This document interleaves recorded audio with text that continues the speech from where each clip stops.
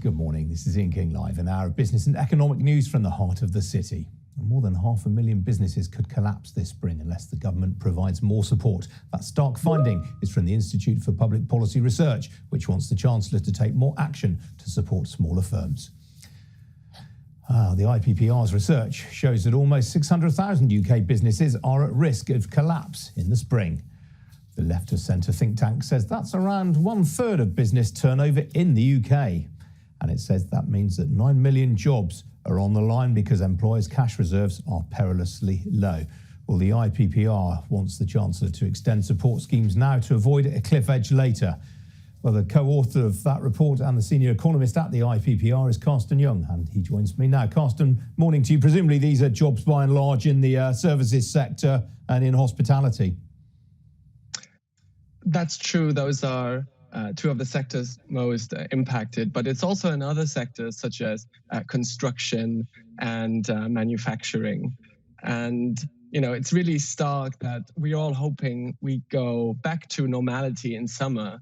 But for a lot of businesses, there's no sense of going back to normality because they're so in debt and so perilously low on cash that hopefully the Chancellor in his budget will announce further support.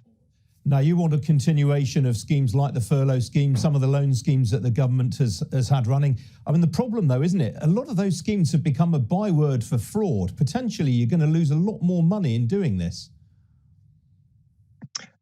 It's absolutely crucial that we persecute fraudsters that take advantage of these schemes as they're being found out. But let's not miss the wood for the trees.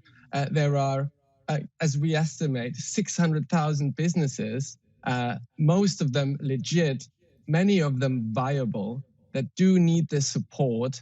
And if we let them go under, it will be disastrous for the recovery because there'll be no businesses to open up when restrictions finally loosen. But if you take the loan schemes, for example, I mean, the Office for Budget Responsibility has said about 1/3 of those loans will never be repaid. I mean, that's £30 billion alone, probably. That's equivalent to 5p on the basic rate of income tax. Yeah, that's a very good point. And the reason for that is partly that the response so far has put all the onus on loans and businesses taken up more debt. And that's why we're arguing that some of these debts of firms should be converted into equity. So effectively, the state taking a stake in these firms, which helps them with their financial position. But it also means that taxpayers have a stake in the upside once the economy recovers. And of course, that is happening, Carsten, in some cases. But I mean, some might say, well, hang on, the venture capital sector right now is absolutely awash with cash. Shouldn't you just leave it to the private sector to do this rather than government wading in? Absolutely. And many of the larger businesses have raised more capital than in the last 5 years combined. So there's a lot of private equity happening as well. But it's crucial to see that in a slump like the one we have now, the market might underprovide the equity and the financial support that's needed. And that's where the state can come in and convert some of its support, that's debt, into equity. It should be an option. It shouldn't be the only option. Sure, but venture capital and private equity are experts in allocating capital. Why does government need to try and do it better than them? Well, the government's already allocated, more than 70 billion of loans to the private sector because it was needed and because it was urgent.